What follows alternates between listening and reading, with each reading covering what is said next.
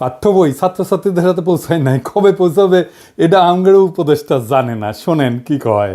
কোনো বছরেই মার্চের আগ পর্যন্ত সব বই দেওয়া হয়নি, কবে নাগাদ সবাই সব বই পাবে এটা আমি জানি না।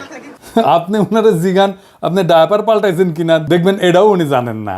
আবার আমার দেশে একটা প্রতিবেদন দেখলাম, সেখানে দাবি করা হয়েছে যুবলীগ নেতার ষড়যন্ত্রে পাঠ্য বই পাওয়া বিলম্বিত হইতেছে। নির্ধারিত সময়ের মধ্যে শিক্ষার্থীদের হাতে যেন এনসিটিবি বই তুলে দিতে না পারে সে লক্ষ্যে কলকাঠি নাড়তে শুরু থেকে সক্রিয় হয়ে ওঠে একটি চক্র, যারা অযথা সময় ক্ষেপণ করে লক্ষ্য হাসিল করতে চায়। তাদের মূল লক্ষ্য ছিল অন্তর্বর্তী সরকারকে বিব্রত করা। বিভিন্ন গোয়েন্দা সংস্থা ও এনসিটিবির কর্মকর্তাদের সঙ্গে কথা বলে এর সত্যতা মিলেছে।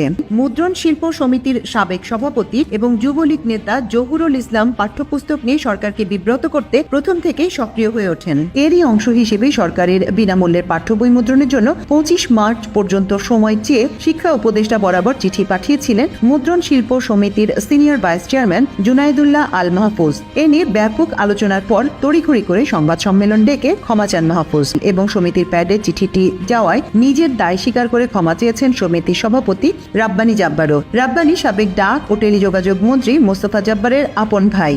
আওয়ামী লীগের মন্ত্রী স্টিভ জব্বারের ভাইরে দেওয়া হয়েছে বই ছাপানোর দায়িত্ব, রাব্বানী জব্বার। তো এই হবে না। যাই হোক, আজকে আমি এই শিক্ষাক্ষেত্রে বিশেষ করে প্রাথমিক আর মাধ্যমিক শিক্ষার ক্ষেত্রে সিলেবাস, পাঠ্য বই, পরীক্ষা পদ্ধতি এই সমস্ত নিয়ে শিক্ষা ব্যবস্থার সংস্কার নিয়ে কথা বলবো। শিক্ষা সংস্কার নিয়ে কথা বলার আগে দুটো জিনিস নিয়ে একটু কথা বলে নিই, এটার সাথে সম্পৃক্ত। ছাত্ররা বই পায় নাই। এই যে মাসুদ কামাল কইতেছে হাসিনার আমলে কখনোই বই পাইতে দেরি হয় নাই। শোনেন কি কইতেছে, তার মুখেই শোনেন। এত বছর ধরে মানুষ স্বৈরাচার মৈরাচার সব বলছি, গালাগালি সব করছি, একটা কিন্তু পোলাপন বই পাইছে না, উনি দিতে পারবেন না। সে কি ঠিক বলিছে? দেখেন, এটা 2023-এর খবর, বই ঠিক সময় মতো পাইছে।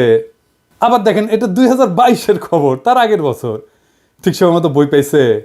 2023-এর আর একটা খবর দেখায় যে দেখেন ঠিক সময় মতো বই পাইছে। তাহলে মাসুদ কামাল কেন বলে যে হাসিনার আমলেও বই পাইছে 1 তারিখে? মাসুদ কামাল হাসিনার লেসপেন্সারি করিচ্ছে, ফ্যাসিবাদের লেসপেন্সারি করিচ্ছে, এটা টের পাচ্ছি। কারণ মাসুদ কামাল মনে করিচ্ছে আওয়ামী লীগ যদি আবার ক্ষমতা এসে যায় তাহলে একটা দাও মারা লাগবে। যাই হোক, এটার বাইরে একটা কারণ আছে। কারণ এটা হচ্ছে বাংলাদেশ। কেউ যদি প্রমিনেন্স পায়, নিজেরা ঈশ্বর ভাবতে থাকে, সে নিজেই রেফারেন্স উৎপাদন করে, নিজে চেক করবে তার টাইম কই। তাহলে এই যে মিছা কথাটা সে কইল, তার কি হবে? মাসুদ কামাল সিনিয়র সাংবাদিক। যাই হোক, আমি তার উপরে এখনই চড়াও হব না, তার আমি বেনিফিট অফ ডাউট দিতে চাই। স্লিপ অফ টাঙও তো হইতে পারে, ভুল হইতে পারে। কিন্তু মাসুদ কামাল এর পরে যদি ভুলভাল মিছা কথা কইছেন তাইলে গেলে বুঝেছেন একেবারে কচ্ছপের কামড় দিয়ে ধর্ম কলে। এবার আসেন, বইয়ের সিলেবাস পাল্টাইছে সরকার, জুলাই আগস্টের বিপ্লবের ঘটনা ঢুকাইছে। কি ঘটনা করিছে সেটা এনা দেখি, আসেন। দেখেন, হাসিনার নাম নেয়নি, পরে মনে হয় পুলিশের দায় শুধু। আওয়ামী লীগ নাই, ছাত্রলীগ নাই, গণঅভ্যুত্থানের বিরুদ্ধে মেইন কালপ্রিটের নাম নাই। এরা বাচ্চাদের কি শিক্ষা দিতে চায়? যদি বইয়ে হাসিনার নামই লেখা না হয়, আওয়ামী লীগের নামই লেখা না হয়, ফ্যাসিবাদের নামই লেখা না হয়, তাহলে গণঅভ্যুত্থানটা হইল কার বিরুদ্ধে? জনগণ তো হাসিনার বিরুদ্ধে দাঁড়াইছে। পুলিশ তো প্রতিরোধ করতে গিয়ে নিপীড়ন করছে হাসিনার অর্ডার নিয়ে। এই নৃশংস প্রতিরোধের দায় কেবল পুলিশকে দিচ্ছে কেন? হাসিনার নাম কেন নিচ্ছে না?